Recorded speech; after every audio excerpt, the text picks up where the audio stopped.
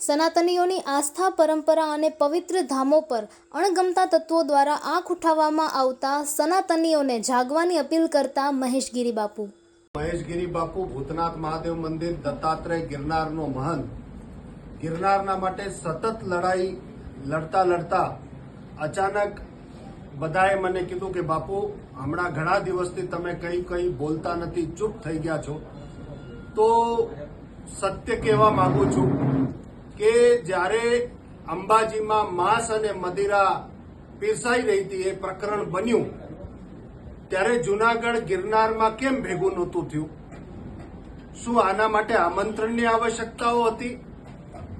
આ જ બનાવ જો અમદાવાદ, વડોદરા, નેપાળ કોઈ શક્તિપીઠમાં બન્યું હોત ને, તો આખું એ નેપાળ, અમદાવાદ અને સુરત, વડોદરાએ માથે લઈ લીધું હોત. પણ જૂનાગઢને કંઈ ફરક નથી પડ્યો. ત્યાં માંસ અને મદિરા પીરસાઈ રહી હતી. ભગવાન ગોરક્ષનાથજીનું માથું તોડીને ફેંકાઈ ગયું. જૂનાગઢ ચૂપ રહ્યું, કંઈ જ બોલ્યું નથી, કોઈ ભેગું નથી થયું.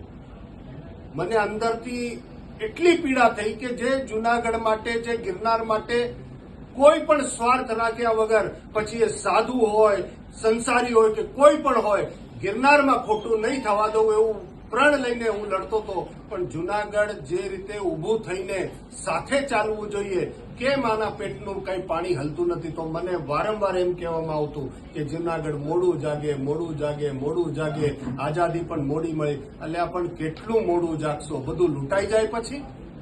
અત્યારે એક તમને નાનકડી વાત, સત્ય ઘટના કહું છું. રાણપુર ગામનો છું. અમારા ત્યાં એક ભાભા હતા, શેઢો કહેવાય ખેતરનો. એ શેડા પાસે રોજ બેસતા, તો બાજુવાળો ખેતરનો વાળો જોતો કે શેડા પાસે ખાલી બેઠા હોય. પણ એ ભાભો રોજ એક પાણો લઈને 2-4-5 ઇંચ આગળ મૂકે, એક પાણો આગળ મૂકે, એક પાણો આગળ મૂકે. 15-20 વર્ષ પછી 1.5 વીઘો બીજાનું ખેતર એને વાળી લીધું હતું.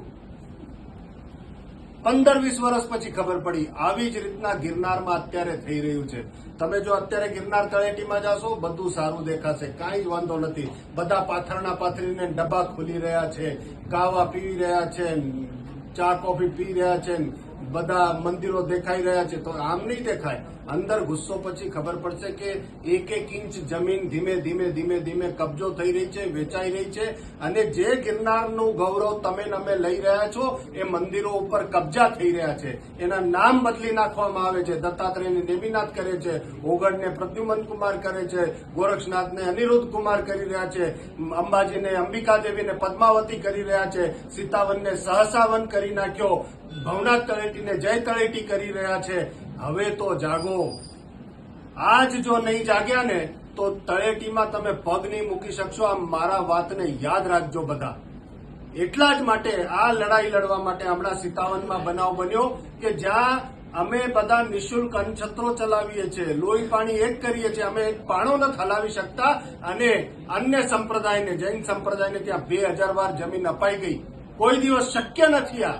પણ ભ્રષ્ટાચાર થયો, આ જમીન અપાઈ ગઈ અને કોઈ બોલતું નથી. એના માટે લડાઈ અમે લડી રહ્યા છીએ. અને જે વેચાઈ ગયેલા બાવાઓ છે, જે એમનું ખાઈને વેચાઈ ગયેલા બાવાઓ છે, એમની સામે પણ લડી રહ્યા છીએ કે સનાતનને બચાવવા માટે, ગિરનારના બચાવવા માટે આ લડવું પડશે. એના માટે આવતી 23 તારીખે કલેક્ટરને આવેદનપત્ર અમે આપવાના છીએ.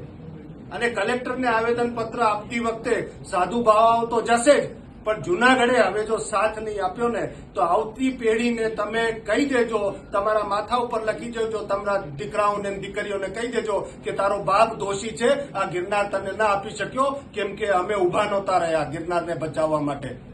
હું હાથ જોડીને વિનંતી કરું છું કે 23 તારીખે સૌ ઝાંસીની રાણીના પુતળા પાસે, હવેલી વાડીના ત્યાં 4:30 વાગે 23 તારીખે બધા ભેગા થાવ. હજારોની સંખ્યામાં ભેગા થાવ તો તંત્રને આપણે બતાવી શકીએ કે ગિરનારમાં અમે ખોટું નહીં સાખી લઈએ, નહીં સાખી લઈએ, નહીં સાખી લઈએ. આ ગિરનાર અમારો છે, અમારા બાપનો છે, અમારા સનાતનીઓનો છે, જેને અંદર કંઈ ખોટું નહીં થવા દઈએ. જય ગિરનારી, નમો નારાયણ.